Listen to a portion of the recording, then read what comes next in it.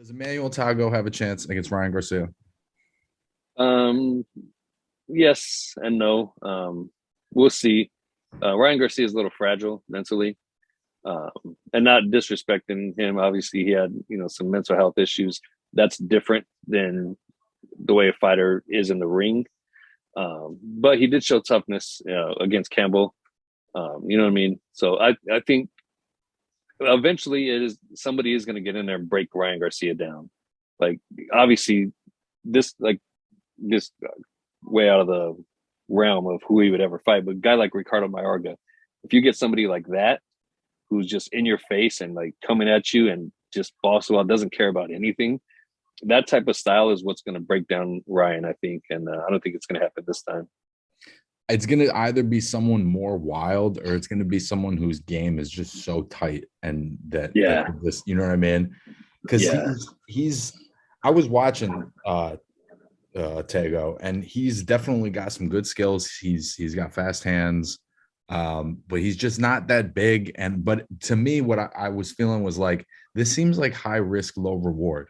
Like if I'm Oscar, why aren't I getting him bigger fights? If I'm putting him in with this top 10 guy that only really guys like us know about, what's the point in taking that risk? Yeah, exactly. And it's with Ryan, I think we're missing a lot in the background. I don't think he's fully dedicated to the sport. So I think we're going to see a lot of. I made the comparison of Francisco Panchito Bojado. I think Ryan Mm. Garcia is along that route. Granted, Bojado had like some legal issues, and that really threw his life off track completely. But I think Ryan is on that same thing. I think we're going to see a lot of hype, but we're never going to see it pay off with him. At least I don't think so. I don't see it with him. He's cut. Obviously, he's well. I want to say a star. He's an Instagram star, but that's kind of it. I think he is what he is. I think he's getting pushed slowly and babied a little bit for a reason. They know something that we kind of have an idea, but we don't know what's going on. So I think we're going to see more easy, simple fights for that kid. What I might even agree, but what makes you think that his commitment is Um, the most recent thing, obviously, getting I'm going to just say he got kicked out of that camp with Reynoso. I think he and Canelo even said he's here to help you train. You have to come in. You have to be committed. And there's more and more stories are coming out. Like you can tell he's not dedicated. He's not committed. If you got Canelo, you got Oscar Valdez, you got Andy Reese, you got all these dudes in that camp. Not one of them have complained about not getting time with their trainer, this and that.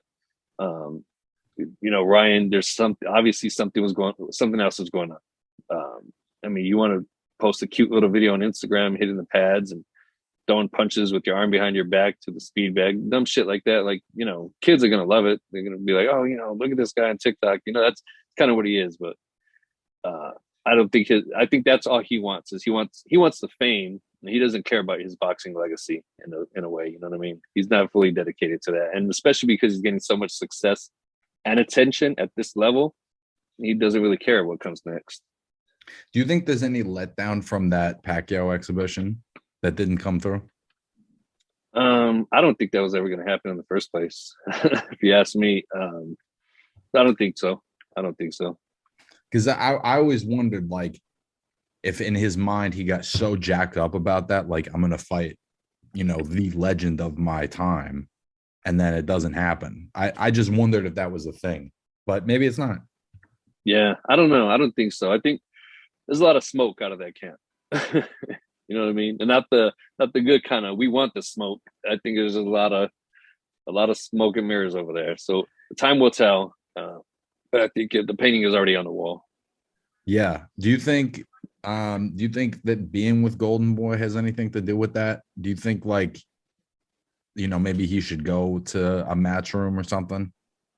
Well, he probably should. It would benefit him, but I don't think he wants to. I think this is perfect for him because I think Oscar and them recognize what they have, and they're going to do what they have to do to protect him at the end of the day. So I think everybody's in a perfect situation right there.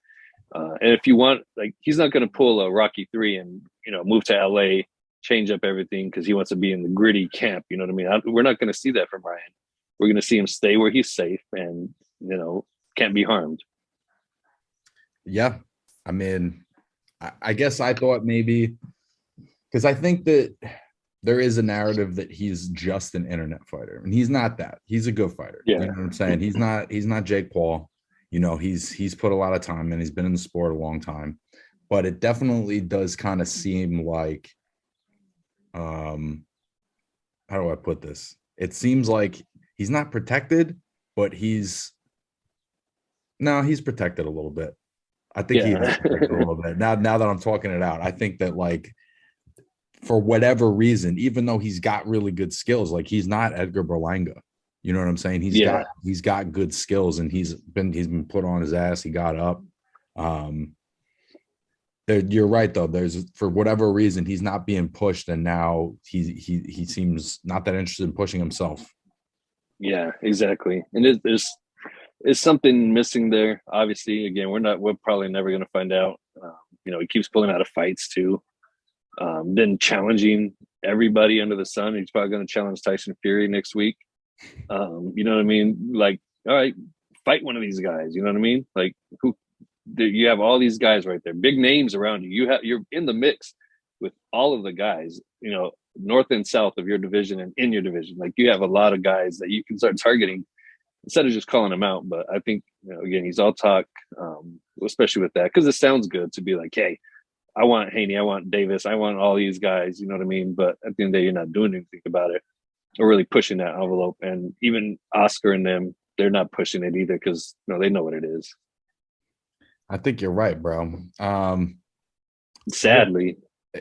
Yeah. Because he does have skills though. Let's not completely say that he's a horrible guy. He's exciting. Skills. He's exciting. Yeah. He's got a great look, his hand speed, crazy. Obviously he's got some heart in him. He's got some dog in him. He got up from that knockdown. You remember what happened with Victor Ortiz when shit got rough with Maidana? He didn't want that. Right. We didn't see that with Garcia. He gritted that out, and he got that W.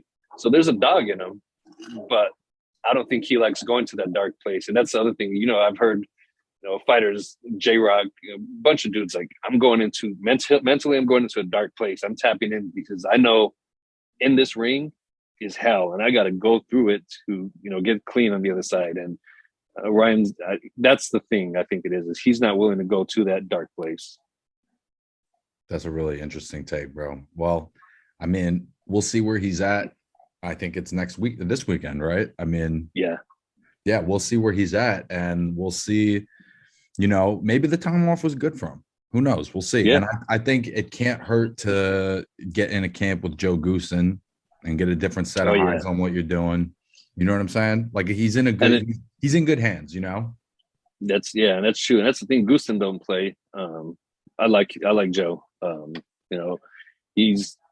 He's had some good fighters in his days too. So he knows what he's doing. He's definitely knows. And it seems like Eddie Reynoso's style is more so like there's different styles of trainers. There's guys who are like, if you're not in the gym at the same time, they're going to call you, they're going to harass you. Then there's other guys that are like, look, that's the commitment part is on you. I'm not going to chase you around. I'm not going to follow you. Yeah. And it seems like that's more Eddie's style. It seems like if you're working with Joe Goosen, if you fuck up one time, he's like, you can get the fuck out of here. Yeah, exactly. I don't think he'll be able to get away with being a star boy. Yeah, exactly. And then I think that's the other thing too is then here's why you got to love Canelo. Like he's the biggest star in the sport, obviously, and he's sharing camp with these other guys, and it's not he doesn't feel like he needs all the attention on himself. And that's the thing with Ryan is maybe he feels like he demands all the attention. Like maybe he was a little jealous of the attention that these guys are getting. That maybe he feels the spotlight needs to be on him, and he doesn't want that. He's the Bobby Brown of the group. You know what I mean? Like he doesn't want to share the spotlight with the other members of New Edition. He's the star. No matter how good these other guys are, I don't care. I want the attention on me. So going to Goosen is his. That's a good look for him, I guess, in that way. Yeah, maybe he can break some of that. We'll see.